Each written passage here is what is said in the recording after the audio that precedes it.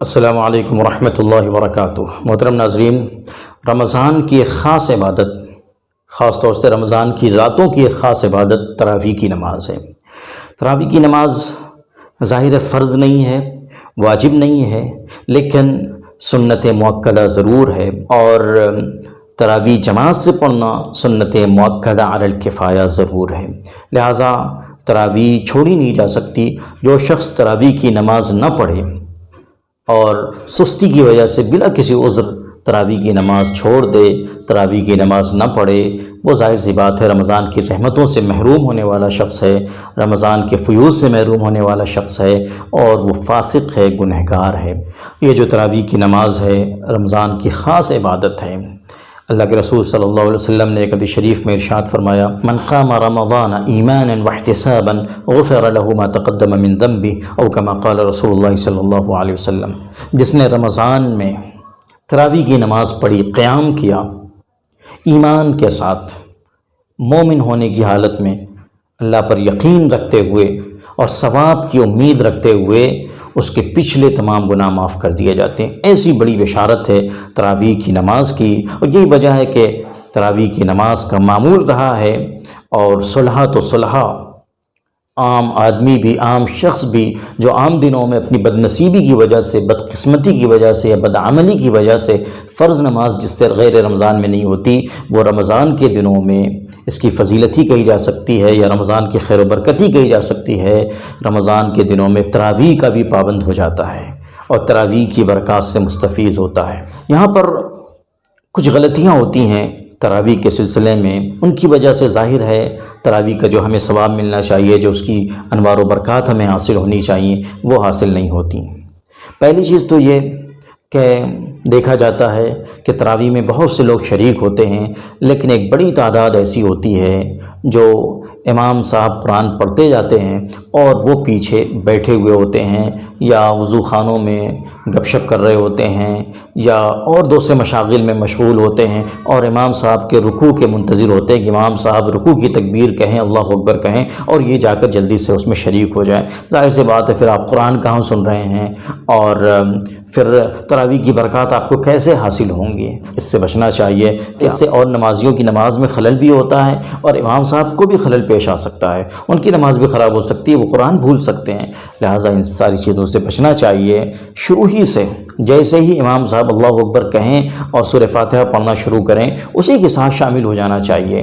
رکوع کے انتظار میں مسجد میں بیٹھے رہنا اور دوسرے لایانی کاموں میں مشغول ہونا، یہ ظاہر سی بات ہے مسجد کی بے حرمتی بھی ہے، قرآن کی بھی بے حرمتی ہے، اور ظاہر بات ہے نیکی برباد گناہ لازم کا مصداق ہوگا۔ تراویح کے سلسلے میں ایک دوسری چیز جو عام طور پہ دیکھی جاتی ہے کہ حافظ جی عام طور پر جو حفاظ ہوتے ہیں وہ بہت جلدی قرآن پڑھتے ہیں، تو ظاہر سی بات ہے قرآن کو بہت جلدی اس طرح پڑھنا کہ قواعد تجوید کی رعایت نہ ہو سکے، یا حروف کٹ جائیں، کلمات کٹ جائیں، یہ ظاہر سی بات ہے بالکل صحیح نہیں ہے، اور یہ قرآن کی بے حرمتی ہے، بے ادبی ہے۔ قرآن کی برکات اس سے کیا حاصل ہوں گی؟ الٹا گناہ لازم آئے گا۔ قرآن کو خوب ٹھہر کر اچھے انداز میں، نہ اتنا ٹھہرے کہ لوگ اکتا جائیں، اور نہ اتنی جلدی پڑھیں کہ حروف کٹیں اور کلمات صحیح طور سے ادا نہ ہوں، یا مخارج سے حروف ادا نہ ہوں، تجوید کی کوئی رعایت نہ ہو۔ اس سے بچنا چاہیے۔ ایک اعتدال کے ساتھ، درمیانی رفتار سے، اچھے انداز میں قرآن پڑھنا چاہیے، چاہے تراویح کی نماز کیوں نہ ہو۔ بہت جلدی قرآن پڑھنا تراویح میں یہ بالکل صحیح نہیں ہے، نہایت غلط بات ہے۔ تراویح کے سلسلے میں ایک تیسری بات ذہنوں میں کہیں نہ کہیں یہ ہے کہ ہم قرآن سن لیں، کچھ ہی دنوں میں قرآن سن لیں، ایک عشرے میں قرآن سن لیں، یا کچھ دنوں میں قرآن سن لیں، اور اس کے بعد پھر جو ہے تراویح سے چھٹی مل جائے گی۔ ایسا بالکل بھی نہیں ہے۔ پورا قرآن سننا تراویح کی نماز میں یہ ایک مستقل سنت ہے کہ تراویح کی نماز میں پورا قرآن سنا جائے، ایک مستقل سنت ہے، اور پورے رمضان تراویح کی نماز پڑھنا، 20 رکعت تراویح پڑھنا، یہ مستقل سنت ہے۔ لہٰذا دونوں سنتوں کا اہتمام ہونا چاہیے۔ اگر آپ نے 10-15 دن میں کہیں پر پورا قرآن سن بھی لیا ہے، تو ایسا نہیں ہے کہ اب آپ تراویح ہی نہ پڑھیں، اور تراویح آپ کے ذمے سے اب ساقط ہو گئی، اب تراویح آپ کو نہیں پڑھنا ہے۔ ہرگز نہیں، تراویح ہر حال میں روز آنا پڑھنا ہے، پورے رمضان تراویح پڑھی جائے گی۔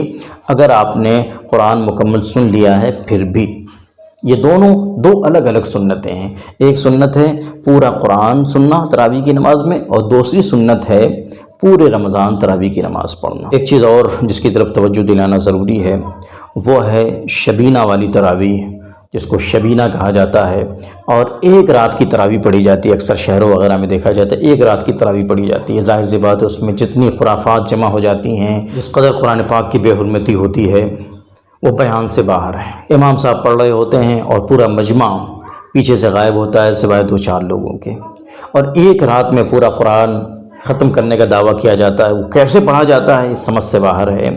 لہٰذا شبینہ تراویح سے بالکل بچنا چاہیے. شبینہ تراویح بالکل درست نہیں ہے. ویڈیو دوستوں کے ساتھ بھی شیئر کریں. والسلام علیکم ورحمۃ اللہ وبرکاتہ.